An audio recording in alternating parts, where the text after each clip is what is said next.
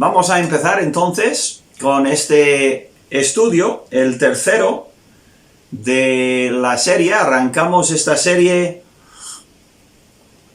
hace unas semanas pensando que íbamos a poder continuar con los cultos presenciales. Pero bueno, no ha sido así y de momento estamos confinados a los municipios pero gracias a Dios podemos estudiar la palabra todavía, caminar con el Señor y también pues estar juntos de alguna manera digital también. Bien, vamos a ver, voy a ir directamente. El único repaso que quiero hacer es que las respuestas a la pregunta ¿por qué la iglesia? Hemos tenido dos respuestas ya, 2 domingos. La primera respuesta era ¿por qué es la obra maestra de Dios en esta hora? En esta era. Se puede decir en esta hora, bíblicamente, en este siglo, bíblicamente, se entiende bien diciendo en esta era. Es la obra de Dios. Para ahora, no para el tiempo del Antiguo Testamento. No para el tiempo del milenio o más allá, no. Ahora, en esta era, entre la muerte de Cristo y su regreso. Número 1 es la obra maestra de Dios en esta era. La segunda respuesta el domingo pasado era porque es donde recibimos la instrucción de la palabra. Y ahí sí que estuvimos viendo un montón de versículos. Estuvimos en el local y en la pantalla había un montón de versículos, mayormente de las epístolas pastorales, si os acordáis. Enseñando Pablo a Timoteo y también a Tito cómo llevar la iglesia.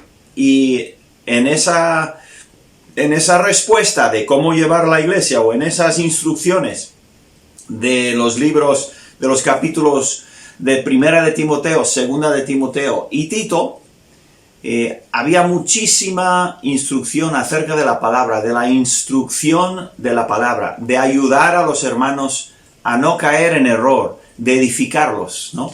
Entonces, la iglesia es el lugar donde podemos ir y debemos de ir para recibir instrucción de la palabra de Dios. Bien, esas eran las primeras 2 respuestas. Hoy vamos a ver la tercera respuesta y después de ir preparando en la semana el estudio, pensé, ¿sabes? Esta respuesta debía haber ido en segundo lugar, pero bueno, no fue así. La respuesta hoy es porque es columna y baluarte de la verdad. La iglesia es columna y baluarte de la verdad. ¿Por qué lo digo así? Porque así aparece directamente en las Escrituras. Luego pensé, ¿sabes qué? Lógicamente debería haber puesto este como segundo y el segundo de la semana pasada como el de hoy. Simplemente en un proceso lógico me parece que hubiera hecho eso si lo llego a pensar o ver mejor. Pero bueno, da igual, todas son respuestas y son correctas. Entonces, hoy, para esta respuesta vamos a quedarnos mayormente en un libro y en un pasaje. Es de Primera de Timoteo. Primera de Timoteo 3:15. Y estos versículos quizás os suenen. Los que habéis leído la Biblia, pues sí que os lo recordaréis, porque son versículos importantes, pero también es cierto que tienen unas frases y un contenido bastante curioso, bastante importante, desde luego. Bien, primero voy a leer los 2 versículos. Voy a leer Primera de Timoteo 3, 15 y 16. Bien. Hola Rubén, creo que he visto a Ana antes y también Verónica igual. Bienvenidos. Bien, dice Pablo hablando a Timoteo, para que si tardo sepas cómo debes conducirte en la casa de Dios. La casa de Dios aquí es evidentemente referencia a la iglesia. Dice que es la iglesia, ¿bien? Del Dios viviente. Y aquí viene esa frase, columna y baluarte de la verdad. Columna y baluarte de la verdad. ¿Y eso qué es? Bien, pero vamos a seguir para terminar el pasaje, versículo 16.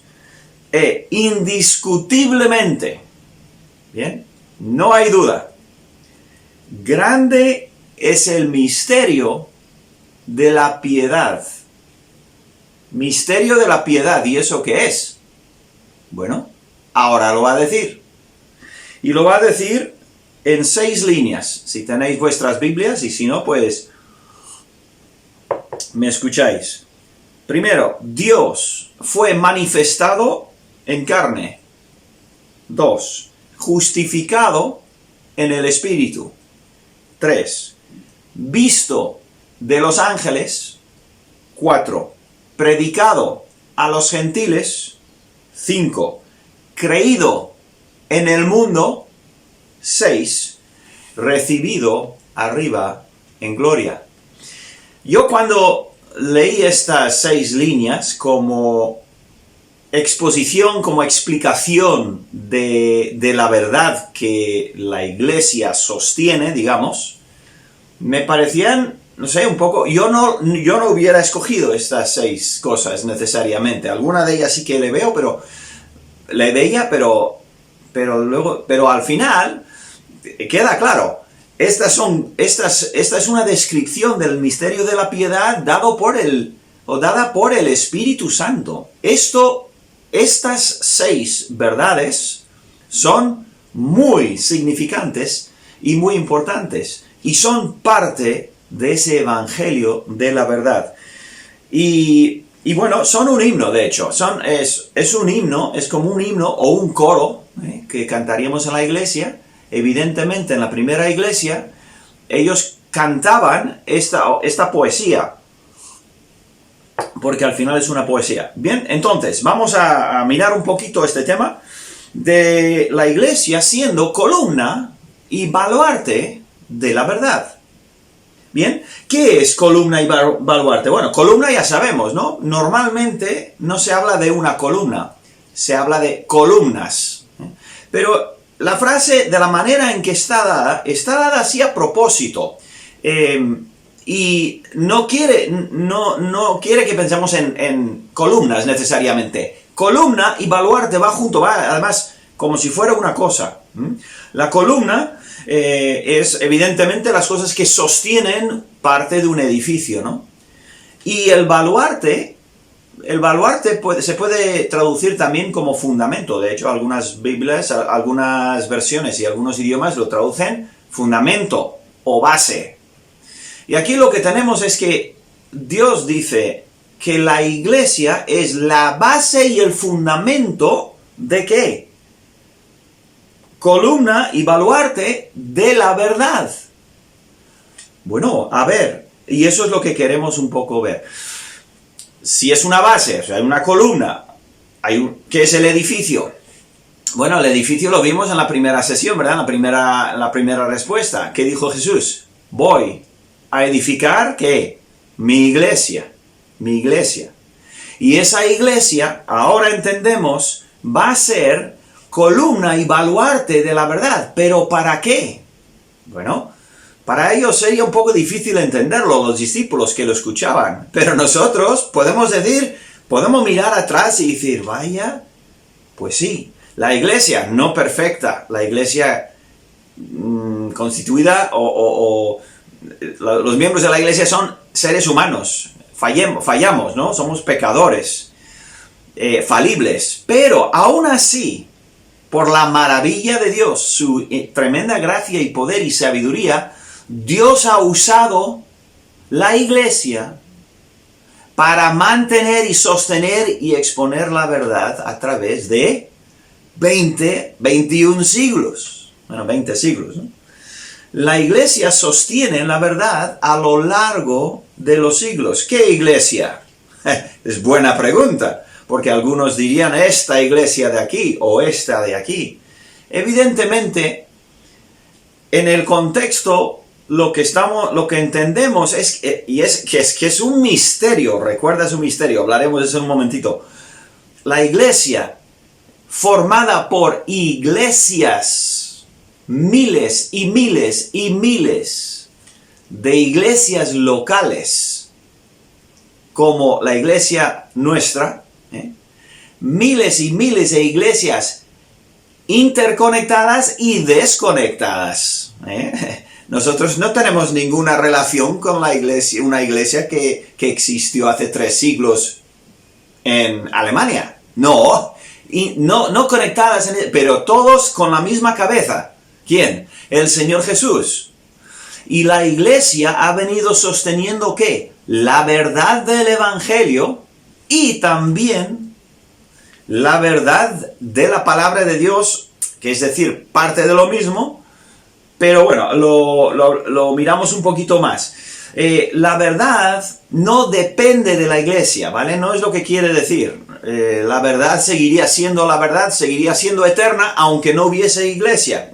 Dios se encarga de eso, hasta en los cielos, dice el salmista. Pero la iglesia, en este siglo, de 20 siglos ya, la iglesia ha ido sosteniendo, presentando, preservando la verdad y la verdad del Evangelio. La verdad del Evangelio en su sentido amplio es toda la verdad de Dios que nos ha dado. Ahora, pongámoslo un poco de contraste para entenderlo y luego vamos a ir para adelante. La iglesia preserva la verdad del Evangelio y lo ha preservado a lo largo de tantos siglos.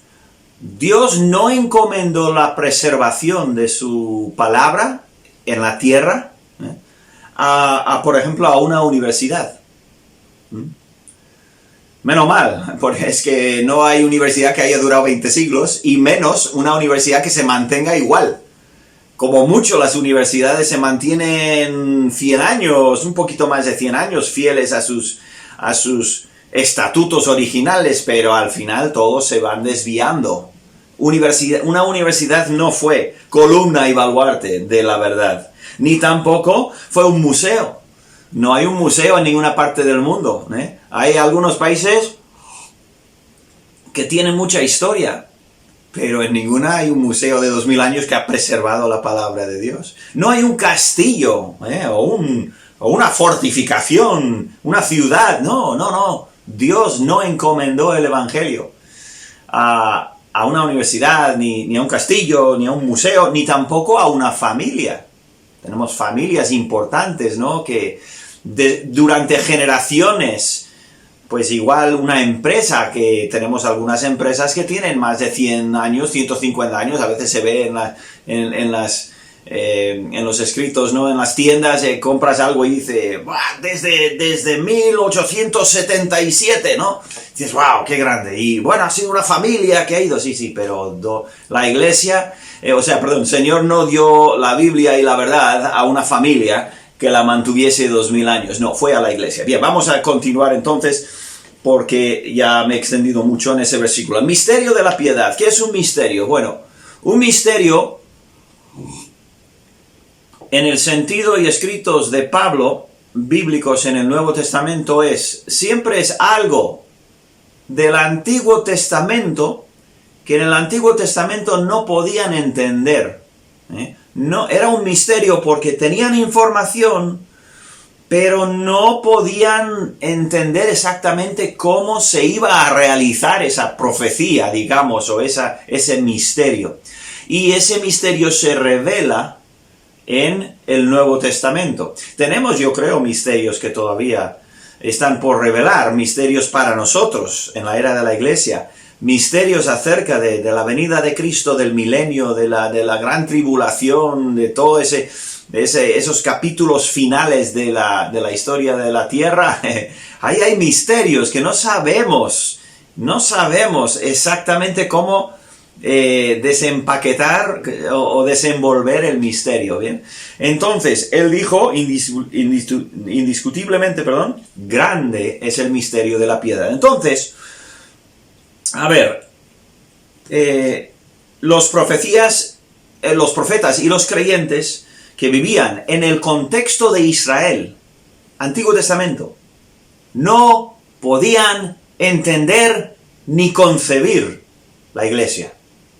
La iglesia de Cristo era algo que ni Isaías, ni Daniel, ni Jeremías, ni David, ni Moisés, no era algo que ellos podían entender, era un misterio para ellos. Para nosotros ya no es tanto misterio. De hecho, no es misterio porque lo vivimos y en la historia podemos ver su realidad, ¿no? Ese misterio es la verdad del Evangelio proclamado por la Iglesia a todo el mundo, ¿bien? A través de todos los siglos, imaginaros, ¿cuántas iglesias? A través de 20 siglos, ¿en qué número de países no han tenido iglesias?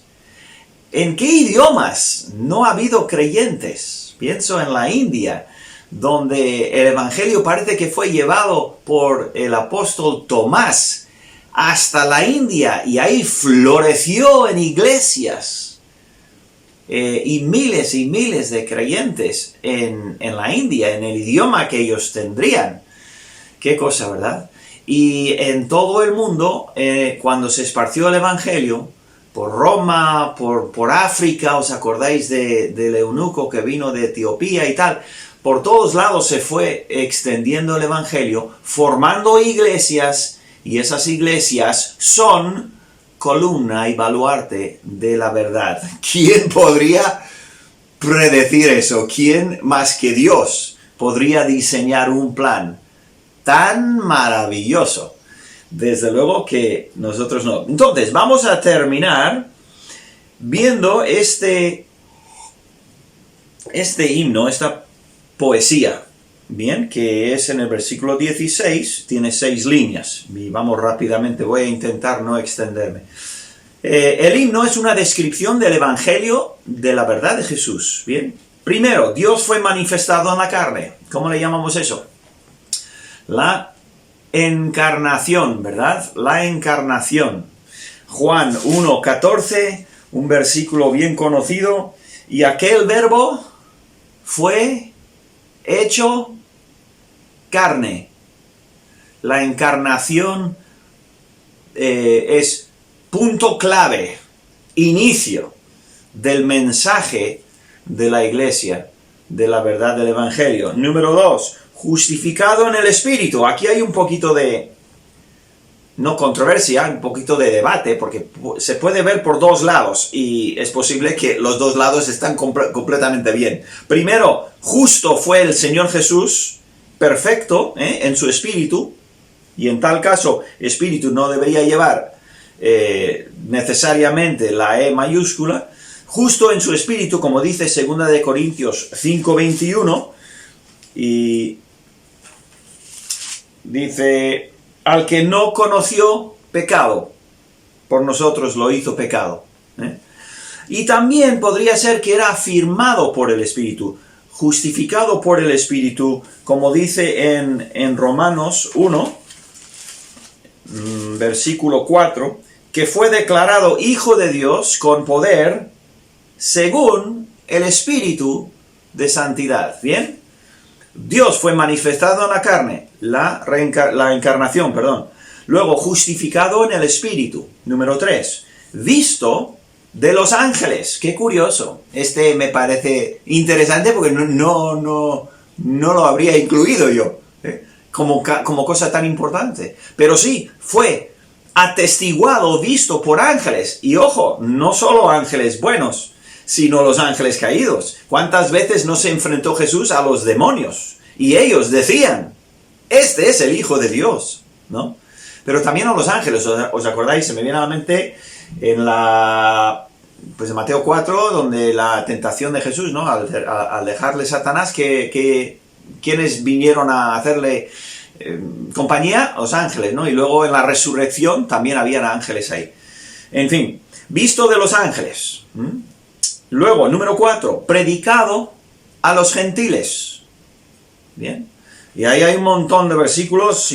Voy a leer simplemente Mateo 24:14.